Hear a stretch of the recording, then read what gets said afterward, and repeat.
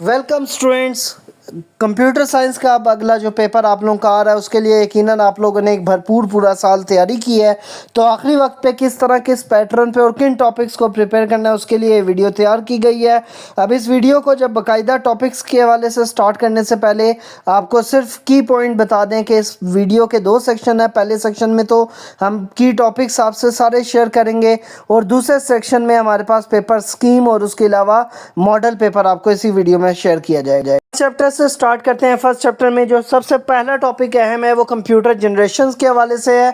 उसमें अब आपके पास बुक में 5 जनरेशंस दी गई हैं। पहली जनरेशन वैक्यूम ट्यूब्स की है, दूसरी जनरेशन में सेकंड जनरेशन में ट्रांजिस्टर्स का इस्तेमाल है, थर्ड जनरेशन में आईसीज, फोर्थ जनरेशन में माइक्रोचिप माइक्रो प्रोसेसर और फिफ्थ जनरेशन में एआई है। अब इसमें क्वेश्चन आ सकता है differentiate between second and fourth generation computer, या कोई भी इन 5 में से कोई भी 2 जनरेशन का डिफरेंस आ सकता है।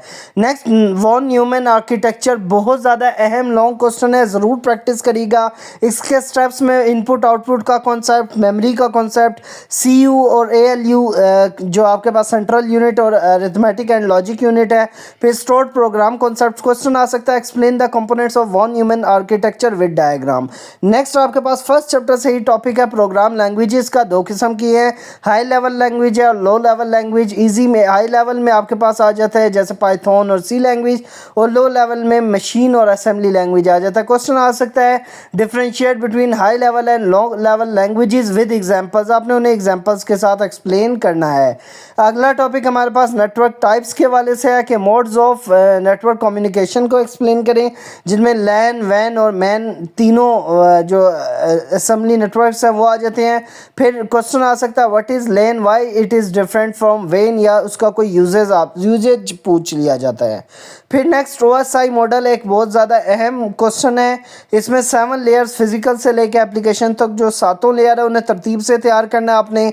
उनमें क्वेश्चन आ सकता है कि right all 7 layers of OSI model in correct order, या लॉन्ग में उसे एक्सप्लेन करने को दे सकते हैं। नेक्स्ट आपके पास फिर आ जाता है सेकंड चैप्टर। उसमें पहला इंपॉर्टेंट टॉपिक है प्रॉब्लम आइडेंटिफिकेशन का। उसमें अंडरस्टैंड प्रॉब्लम, इनपुट और आउटपुट को आपको कंप्लीट कॉन्सेप्ट होना चाहिए। वो प्रोसेस 3 स्टेप प्रोसेस याद हो। What is the problem identification important in problem solving, why it is important, तो वो आपका क्वेश्चन आ सकता है। सेकंड आपके पास सेकंड चैप्टर में से इंपॉर्टेंट टॉपिक है आईपीओ चार्ट्स एंड मॉडल का। इनमें इनपुट प्रोसेस और आउटपुट का मॉडल तैयार होना चाहिए। आपको पूछ सकते हैं कि construct N IPO chart for calculating area of a rectangle, process में फार्मूला लिख देंगे। फिर अगला आपके पास टॉपिक है कंप्यूटेशनल थिंकिंग एंड प्रॉपर्टीज़। इसमें जो स्टेप्स इन्वॉल्व हैं डीकम्पोजिशन, पैटर्न, एब्स्ट्रक्शन या एल्गोरिथम, या जो आपके टीचर्स ने तैयार करवाए हैं वो लिख लें। क्वेश्चन आ सकता है define computational thinking and it's properties. Next आपके पास फ्लो चार्ट्स एंड एग्जांपल्स, ये बहुत अहम टॉपिक है। इसमें आपके पास सिंबल्स और लॉजिक्स, ये दोनों ऑपरेशंस का आपको कंसेप्ट क्लियर हो। फिर क्वेश्चन आ सकता है draw a flow chart to find the largest number of 2 numbers, उनमें से 2 में से लार्जेस्ट नंबर। फिर एचटीएमएल के हवाले से पीबीए में भी बहुत सारा सेक्शन शामिल था और थ्योरी में भी है। स्ट्रक्चर ऑफ वेब पेज के हवाले से आपको कॉन्सेप्ट हो basic HTML structure of a web page, ये आपने ज़रूर तैयार करना है।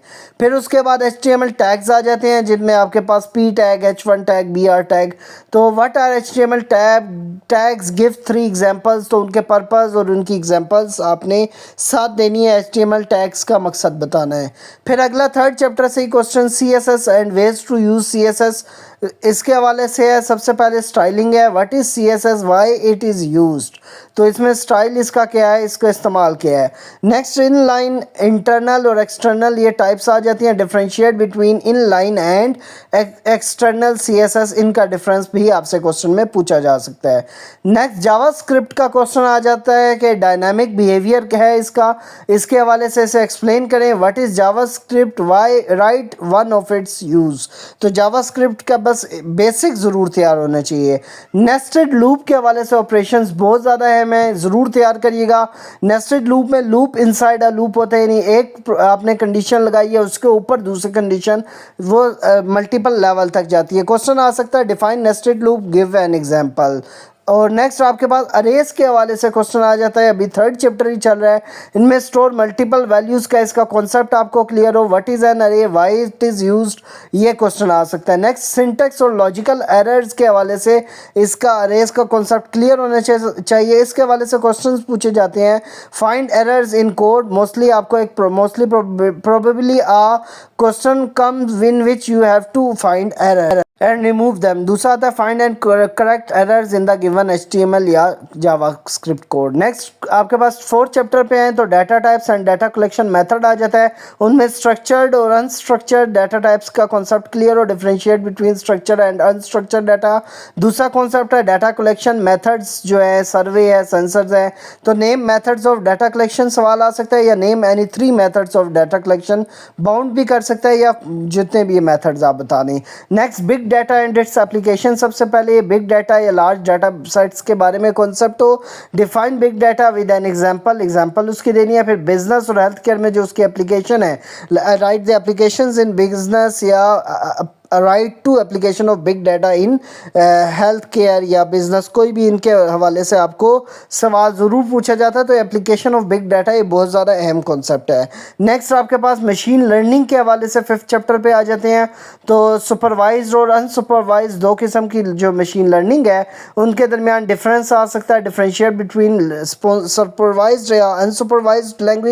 इससे आगे हम फिफ्थ चैप्टर को पे ही आपका एक है एरियाज ऑफ AI। तो रोबोटिक्स और NLP के हवाले से आपका कॉन्सेप्ट हो name areas and fields of AI, या ये सवाल आ सकता है name any 3 areas of artificial intelligence.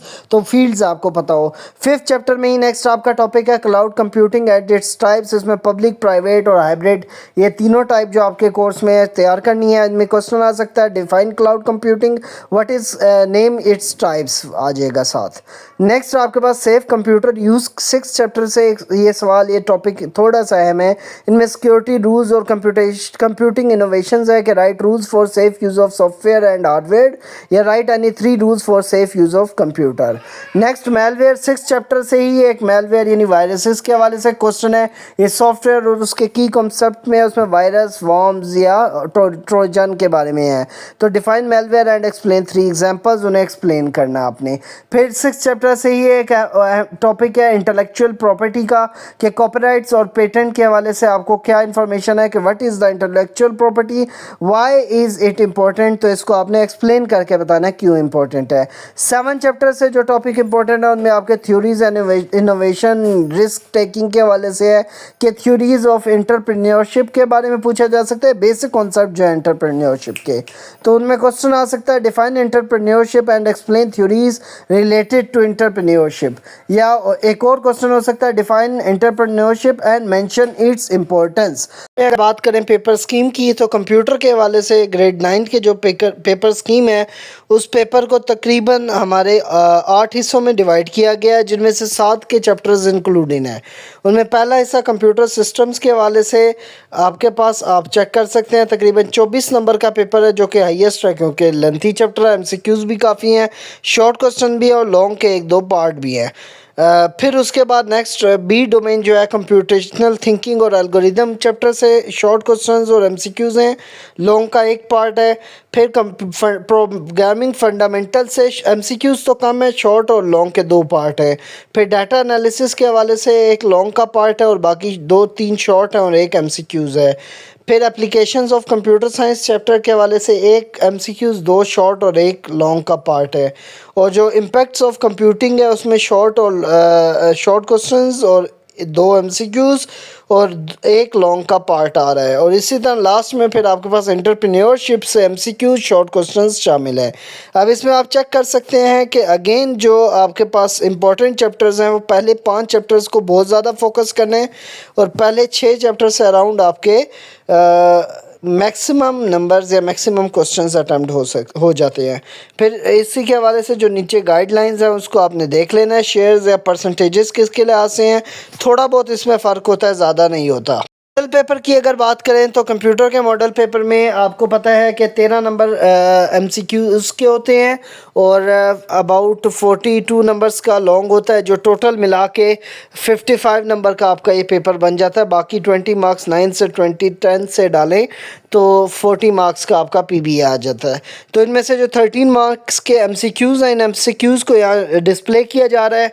तो आप सब स्टूडेंट्स ने जो जो ये ईमानदारी से डिटेल से वीडियो देख रहा है, जो सही प्रिपरेशन करना चाहते हैं, वो कमेंट्स में इसके अपने आंसर्स देने हैं, बाद में मैच करिएगा सही है गलत। इंशाल्लाह कल सुबह तक हम फर्स्ट जो आपका कमेंट है, फर्स्ट कमेंट या पिंड कमेंट में इसके सॉल्यूशन प्रोवाइड कर दिए जाएंगे।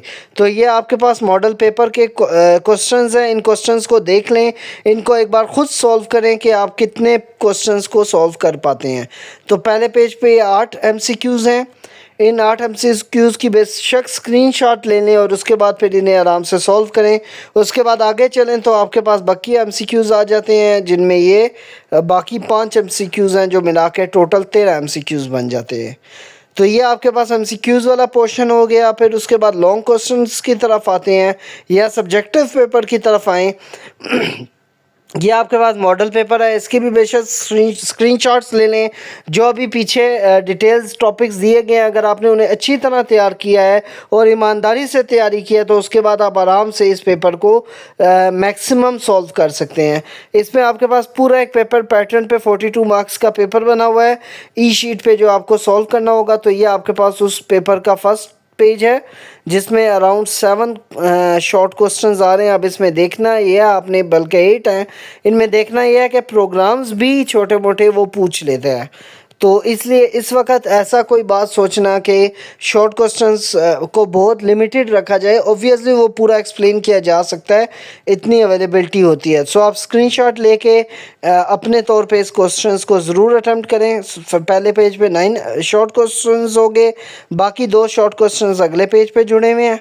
और उसके बाद जो सेक्शन सी हमारे पास आता है, वो आता है लॉन्ग क्वेश्चंस का। 4 लॉन्ग क्वेश्चन हो जाएंगे, 5-5 नंबर के। ये लॉन्ग क्वेश्चन आपने प्रैक्टिस ज़रूर करनी है। तो यहाँ तक कि हमारे पास एक मॉडल पेपर और जो पेपर स्कीम है उसका सेक्शन ख़त्म होता है। नेक्स्ट में पेपर के हवाले से जो फाइनल गाइडलाइंस है, उनमें आपने ज़्यादा कॉन्सेप्ट्स और बेसिक डेफिनेशन पे ज़्यादा फोकस रखना है, क्योंकि बेसिक पता होगा तो आप एक्सप्लेन कर सकते हैं। और प्रैक्टिस करनी है डायग्राम्स एंड कोडिंग्स। कोड जहाँ पे HTML वगैरह या फ्लो चार्ट्स, डायग्राम्स, उन्हें प्रिपेयर करें। प्रिपेयर एरर करेक्शन क्वेश्चंस को ज़्यादा करना है कि एरर के करेक्शन के हवाले से क्वेश्चन ज़रूर पूछे जाते हैं। जो एक टॉपिक AI और बिग डाटा को केयरफुली रिवाइज करना है और उनको बिल्कुल आपने निगलेक्ट नहीं करना, क्योंकि उसके वाले से इनोवेशंस पे क्वेश्चन ज़रूर पूछे जाते हैं। पे आप लोगों के लिए एक क्वेश्चन है कि कोई आप लोगों को प्रिपरेशन टिप्स जो आपको लगी हो कमेंट्स में ज़रूर शेयर करें, या उसके अलावा कोई आप बात समझते हो जो हमें एक्सप्लेन करनी चाहिए, तो नेक्स्ट वीडियो के लिए हम ज़रूर उसको कंसिडर करेंगे। ये चीज़ कमेंट में ज़रूर बताएं। होप सो आपको इस वीडियो से काफ़ी फ़ायदा हुआ होगा। तो लाइक करना, शेयर और कमेंट करना मत भूलिएगा। टेक केयर स्टूडेंट्स, अल्लाह हाफिज़।